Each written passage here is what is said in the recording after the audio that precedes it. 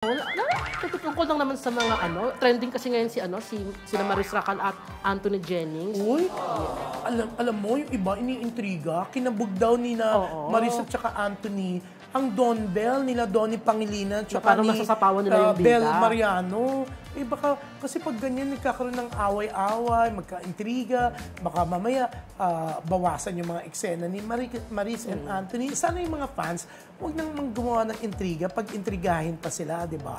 At saka napapansin din ng ibang Don Bell fans na parang lately, mas maraming pinapalabas na mga clip ang Netflix Philippines ng mga eksena nila Anthony tsaka ni Maris kumpara sa eksena ng Don Bell. Talaga? Yes. At talagang patok naman din sa online, lalo na sa TikTok, no? Nakakailang milyong views na sila ngayon. Alam mo, ibang klase raw talaga itong si Maris. Si Maris ang talaga nagdadala sa kanilang dalawa ni Anthony, di ba?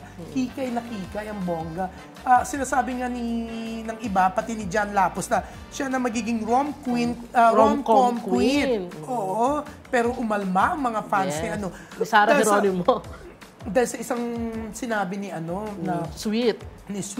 After daw kasi ni Regine, sumunod si Tony Gonzaga, tapos Angelica Panganiban, tapos next na si Nakalimutan daw niya si Sarah Geronimo. Aminado naman siya, nakalimutan niya. So yung mga fans ni Sarah na ang popsters, umalma.